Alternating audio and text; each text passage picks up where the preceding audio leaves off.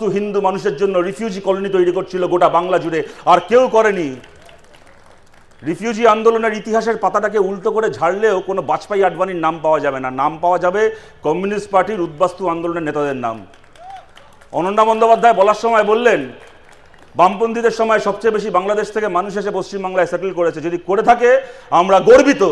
বাংলাদেশ থেকে উৎপীড়িত হিন্দু মানুষ যদি ভারতের নাগরিকত্ব পেয়ে থাকেন আমরা গর্বিত তার জন্য, এবং আমরা আজও মনে করি বাংলাদেশের প্রত্যেকজন উৎপীড়িত হিন্দু মানুষ যদি মনে করেন তাকে বিনা শর্তে ভারতের নাগরিকত্ব দেওয়া হবে, এটা শতরূপ ঘোষের বক্তব্য নয়, এটা সিপিআইএমের বক্তব্য। 2012 সালে আমাদের তৎকালীন সেক্রেটারি প্রকাশ কারাত মনমোহন সিং তখনকার প্রধানমন্ত্রীকে চিঠি লিখে বলেছিলেন বাংলাদেশের প্রত্যেকজন সংখ্যালঘু হিন্দু মানুষকে তিনি যদি ভারতের নাগরিক হতে চান তাকে ভারতের নাগরিকত্ব দিতে হবে। প্রশ্নটা এখানে ভিয়েতনাম প্যালেস্তাইনের প্রশ্ন কি বাংলাদেশের প্রশ্ন আলাদা করে নয়। আমরা তো চিরকাল মুক্তিযুদ্ধের সময় থেকে শুরু করে, মুক্তিযুদ্ধ যখন হয়েছিল বলুন তো কি ছিল সময়টা? ইন্দিরা গান্ধীর সঙ্গে সিদ্ধার্থ শঙ্কর রায়ের সঙ্গে কমিউনিস্টদের তখন আদায় কাজকলায় সম্পর্ক, মার খাচ্ছি, খুন হচ্ছে, পাড়ায় পাড়ায় শহীদ বেদি আমাদের কমরেডদের লাশের ওপর দাঁড়িয়ে চাপ চাপ রক্ত ডিঙিয়ে আমরা বাংলাদেশের মুক্তিযুদ্ধের প্রশ্নে ইন্দিরা গান্ধীকে সমর্থন করেছিলাম। বলেছিলাম দেশের ভেতর কংগ্রেসের সঙ্গে ইন্দিরা গান্ধীর সঙ্গে আমাদের যা লড়াই আছে থাক, কিন্তু যদি পাকিস্তানের হাত থেকে বাংলাদেশকে মুক্ত করার জন্য ইন্দিরা গান্ধী ভারতের সেনা পাঠান, আমরা ব্ল্যাঙ্ক চেক লিখে দিচ্ছি ইন্দিরা গান্ধীকে, আমরা ভারত সরকারের সঙ্গে রয়েছি, বাংলাদেশকে পাকিস্তানের হাত থেকে মুক্ত করা হোক। কোথাকার একটা বাপের নাম ভুলে যাওয়া ইকুয়েশন শুনলাম বামপন্থী এবং আমেরিকা এক জায়গায়, তখন আপনাদের মনে নেই? আমেরিকা 7ম নৌবহর এসেছিল ভারতকে আক্রমণ করতে পাকিস্তানের হয়ে। সোভিয়েত ইউনিয়ন সেদিন ছিল, যে রাশিয়াকে নিয়ে ছাপ্পায় যেটা কাউন্সিলর এত কথা বললেন, সেই সোভিয়েত ইউনিয়ন সেদিন ছিল বলে সেই 7ম নৌবহর আমেরিকার ফেরত চলে গেছিল, ভারত রক্ষা পেয়েছিল এবং বাংলাদেশ স্বাধীন হয়েছিল পাকিস্তানের হাত থেকে। স্বয়ং অন্য কেউ নয়, স্বয়ং মুজিবুর রহমান কলকাতায় সমাবেশ করে ইন্দিরা গান্ধীকে এবং সোভিয়েত ইউনিয়নকে ধন্যবাদ জানিয়ে গেছিলেন। আমরা ভুল করেছি, ভিয়েতনামের হয়ে কথা বললে আমরা ভুল করেছি। 65-70 বছর ধরে টার্গেট করে করে প্যালেস্তাইনের যদি হাসপাতাল আর বাচ্চাদের স্কুলে বোম মারা হয়, মিসাইল মারা হয়, তার বিরুদ্ধে কথা বলে কোন মানুষ না বলবে বলুন তো? আর এই কথা খালি আমরা বলি, আপনাদেরকে বলি, গত মাসের ডিসেম্বরের 4 তারিখ মোদির সরকার ইউনাইটেড নেশনসের জেনারেল অ্যাসেম্বলিতে প্যালেস্তাইনের পক্ষে প্রস্তাবে ভোট দিয়েছে ইসরায়েলের প্যালেস্তাইনের ওপর অবৈধ দখলদারিকে প্রত্যাহার করতে হবে। এই প্রস্তাবে ভারতের পক্ষ থেকে মোদী সরকার ভোট দিয়েছে গত মাসের 4 তারিখ, এবং সঠিক কাজ করেছে। আমরা মোদী সরকারের এই স্ট্যান্ডকে সমর্থন করি। এরা ভোট দেয় ইউএনএ প্যালেস্তাইনের হয়ে, আর সীমান্তবর্তী জেলায় এসে মানুষকে উস্কানি দেয় 4টে নিজের ভোট গুছিয়ে নেওয়ার জন্য। শুনুন, বাংলাদেশ নিয়ে কথা বলার অধিকারী আমরা। আমি যে কথাগুলো আমার আগের বক্তারা বলেছেন, মোদী সরকার কেন চুপ, ভারতের পতাকা মারিয়ে যাওয়া হচ্ছে তাও কেন, আদানির পেমেন্ট আটকে যাবে এই ভয়ে মোদী চুপ করে আছে, আমি কথাগুলোর আর পুনরাবৃত্তি করছি না। আমি এইটুকু বলছি, বাংলাদেশ নিয়ে কথা বলার অধিকার একমাত্র আমাদের রয়েছে। তার কারণটা হচ্ছে আমরা মনে করি সংখ্যার জোরে সংখ্যালঘু ধর্মস্থান ভেঙে ফেলাটা অপরাধ। যারা আজ থেকে কয়েকদিন আগে বাবরি মসজিদের ভাঙাল ইটের ওপর দাঁড়িয়ে নৃত্য করে এসছে, তাদের মুখে কথা মানায় না। আপনারা দেখিয়েছেন, আপনারাই রাজনীতি করেছেন, যেখানে আমার সংখ্যা বেশি সেখানে আমি তোমার ধর্মস্থান ভাঙবো, আর যেখানে তোমার সংখ্যা বেশি সেখানে যদি তুমি আমার ধর্মস্থান ভাঙো, আমি কোন মুখে তার প্রতিবাদ করব? শ্রমিক দা সঠিক কথা বলেছেন। বামিয়ানে যে বুদ্ধমূর্তি ভেঙেছিল তালিবানরা, সেখানে কোনো আদানির গল্প ছিল না, বাণিজ্যের গল্প ছিল না, কি ছিল? সংখ্যার জোর। ভাই, আমার হাতে সংখ্যা আছে, আমি মেজরিটি, আমি বুদ্ধমূর্তি ভাঙবো।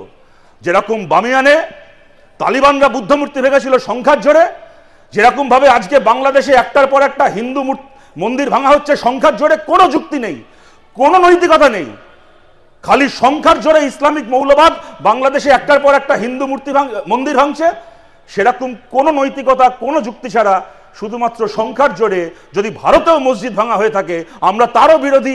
সেই কারণে আমাদের এই নৈতিক অধিকার রয়েছে বাংলাদেশে মন্দির ভাঙার প্রতিবাদ করার। আর কার আছে বলুন তো এই নৈতিক অধিকার? এখানে দাঁড়িয়ে আমরা গল্প শুনলাম, ঠিক কথা, চিন্ময়ানন্দ বলে যে ইস্কনের সাধুকে বিচারের নামে প্রহসন করে আটকে রাখা হয়েছে, তার প্রতিবাদ আমাদের মুখে মানায়। কারণ বিচারের নামে প্রহসন করে 10 বছরের ওপর 90% প্রতিবন্ধী জিএন সাই বাবাকে যখন মোদী সরকার ভারতে আটকে রেখেছিল আমরা তারও প্রতিবাদ করেছিলাম। তারপরে সে লোকটা বেকসুর প্রমাণিত হলেন কোর্টে। মাঝখান থেকে 90% একজন পঙ্গু প্রতিবন্ধী মানুষকে 10 বছরের ওপর জেলে আটকে রেখে যখন তিনি জেল থেকে বেরোলেন আধমরা হয়ে, আর কয়েকদিন বেঁচে থাকলেন, কয়েক সপ্তাহের মধ্যে তার প্রাণ চলে গেল, লোকটা মরে গেল। জিএন সাইবাবাকে বিনা বিচারে খুন করেছেন আপনারা মশাই। আপনারা আবার কার বিনা বিচারে বন্দী থাকার গল্প শোনাচ্ছেন? ভারতে যখন দিনের পর দিন স্ট্যান স্বামী থেকে শুরু করে, ভারভারা রাও থেকে শুরু করে, ভারতের দলিত আন্দোলনের কর্মী থেকে শুরু করে নারী আন্দোলনের কর্মী, তারা যখন দিনের পর দিন বিনা বিচারে জেল খাটে, আপনাদের মুখ থেকে শুনতে হবে নাকি মশাই অন্য দেশে বিনা বিচারে বন্দী থাকার কথা? এই প্রতিটা অপরাধের প্রতিবাদ করার অধিকার একমাত্র আমাদের রয়েছে। যে কথাটা বললেন শ্রমিকদা, ভারতের সঙ্গে বাংলাদেশের এমন একটা বর্ডার আছে, বাংলার সাথে বাংলাদেশের এমন একটা বর্ডার আছে, ওপারে দাঁড়িয়ে কেউ সাইকেলের ঘন্টা বাজালে এপার থেকে শোনা যায়। শ্রমিকদা, পৃথিবীর যে কোনো বর্ডারেরই ওপারে দাঁড়িয়ে সাইকেলের ঘন্টা বাজালে অন্যদিক থেকে শোনা যায়, এটা স্বাভাবিক কথা, নতুন করে বলার কিছু নেই। মানে নদিয়া আর মুর্শিদাবাদের বর্ডারে দাঁড়িয়েও সাইকেলের ঘন্টি বাজালে মুর্শিদাবাদ থেকে শোনা যাবে, মুর্শিদাবাদে বাজালে নদিয়া থেকে শোনা যাবে। কিন্তু যে কথাটা বললাম, বর্ডারের ওপার থেকে আসা খালি সাইকেলের ঘন্টা শুনবেন না শ্রমিকদা, বর্ডারের ওপার থেকে আসা মৌলবাদের যুক্তিগুলো শুনুন।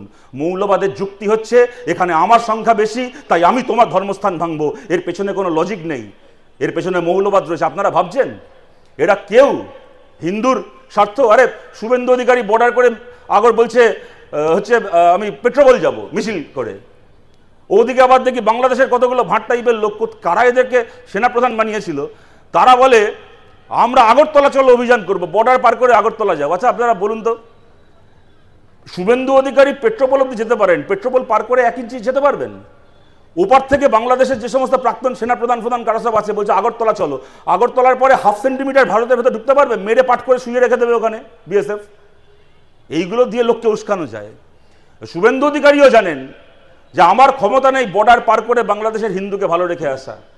ওপারের বাংলাদেশের ইসলামিক মৌলবাদের প্রতিনিধিদেরও তারাও খুব ভালো করে জানে আমার ক্ষমতা নেই আগরতলার বর্ডার পার করে ত্রিপুরায় কোনো মুসলমানকে ভালো রেখে আসা।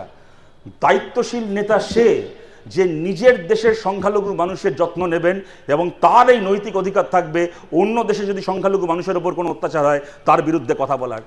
তার বাইরে বাকি আমি দেখেছি শ্রমিকদা কতক্ষণ বলেছেন, আমিও ঘড়ি দেখছি, আমার হাতেও ঘড়ি আছে। তার বাইরে যা বলা হবে সেটাই আসলে ভোট ব্যাংকের রাজনীতি। কেউ ওখান থেকে বলছে আমরা 4 দিনের মধ্যে কলকাতা দখল করে নেব, তো এখান থেকে কিছু সাংবাদিক চ্যানেলে বলছে আমরা এবার ঢাকা চট্টগ্রাম দখল করে নেব, ইস্ট বেঙ্গল ক্লাবের পতাকা এবার চট্টগ্রামে উঠবে। শুনুন, ঢাকাও দখল হবে না, চট্টগ্রামও দখল হবে না, কলকাতাও দখল হবে না, দখল হবে খালি আমার আপনার মন, আমার আপনার মাথা, আমার আপনার মস্তিষ্ক, যাতে কিনা আমাদের ভোটটাকে দখল করা যায়। এবং এরা কেউ হিন্দুদের জন্য ভাবে? দেখুন, এরা জানে না। আজকে ধরুন তামিল কোনো চ্যানেলে, কোনো টিভি চ্যানেলে কি তেলেগুর কোনো টেলিভিশন চ্যানেলে যদি কোনো কথা বলা হয় তার সরাসরি অভিঘাত হয়তো বাংলাদেশে গিয়ে নাও পড়তে পারে বা দেরিতে পড়বে, কিন্তু কোনো বাংলা চ্যানেলে যেহেতু ভাষাটা এক, এখানে যা বলা হবে বাংলাদেশে সেটা লোকে মুহূর্তের মধ্যে ইউটিউবে, ফেসবুকে, টিভিতে দেখবে। বাংলাদেশে বাংলা ভাষায় যা বলা হবে ভারতের বিরুদ্ধে, মহারাষ্ট্রের লোক বুঝতে না পারুক কি কর্ণাটকের লোক বুঝতে না পারুক, আমি আপনি বাংলার মানুষ বুঝতে পারবো ভাষাটা এক বলে। কথাটা আমি এই কারণে বলছি, আজকে যদি কেউ ভারতে দাঁড়িয়ে এমন কথা বলে, যে ভিডিও, যে ক্লিপ দেখিয়ে বাংলাদেশের ইসলামিক মৌলবাদীরা ওখানকার সংখ্যালঘু হিন্দুর ওপর আক্রমণ করার একটা মিথ্যে অজুহাত তৈরি করতে পারবে, এটা জেনে শুনে যারা এই কাজটা করছে, আপনারা ভাবছেন তারা সংখ্যালঘু হিন্দুর বন্ধু? তারাও খুব ভালো করে জানে আমি দেখাবো, আমার ইউটিউবে ভিউ হবে, আমার টিভি ভালো ভালো বিজ্ঞাপন পাবে, টিআরপি হবে, কোটি কোটি টাকা বিজ্ঞাপনের টাকা ইনকাম করে ঘরে বসে শুয়ে পড়বো, তারপরে আমার দেখানো ওই ক্লিপ নিয়ে বাংলাদেশে হিন্দুদের উপর অত্যাচার হলে হবে, মরুকে যাক, আমার দেখার দরকার নেই। এবং এটা আজকে নতুন হচ্ছে না, আপনাদের মনে করাই, অনেকে আপনাদের মনে থাকবে আমাদের পার্টির নেতা সীতারাম ইয়েচুরি কদিন আগে মারা গেলেন, প্রতিটা বক্তৃতায় কথা বলতেন, মনে করাতেন আমাদের 99 সালে লোকসভার ভোট হয়ে গেছে, গণনা বাকি, যেদিন রেজাল্ট বেরোবে তার আগের দিন তখনকার লস্করি তৈবার যে কমান্ডার, তার একটা ইন্টারভিউ করেছিল হিন্দুস্তান টাইমস। সেখানে সেই লস্কর তৈবার কমান্ডারকে জিজ্ঞেস করা হচ্ছে, হিন্দুস্তান টাইমসের সাংবাদিক জিজ্ঞেস করছেন যে আপনারা কি চান, ভারতের কাদের সরকার হোক? সে এক কথায় বলছে আমরা চাই বিজেপির সরকার হোক। সাংবাদিক বলছে যে আপনারা তো একটা ইসলামিক সংগঠন, বিজেপি অ্যান্টি মুসলিম পার্টি, আপনারা কেন চান যে ভারতে বিজেপির সরকার হোক? উত্তরে সে বলছে ভারতে যদি একটা ধর্মনিরপেক্ষ সরকার হয়, কংগ্রেসের সরকার হয়, কি অন্য কোনো ধর্মনিরপেক্ষ দলের সরকার হয়, তাহলে ভারতে মুসলমানদের উপর অত্যাচার হবে না। আর ভারতে যদি মুসলমানের উপর অত্যাচার না হয় তাহলে পাকিস্তানে আমরা মুসলমানকে কি বলে উস্কাবো? কিন্তু ভারতে যত মুসলমানের উপর অত্যাচার হবে তত সেই খবর দেখি আমি পাকিস্তানে মুসলমানদেরকে উস্কে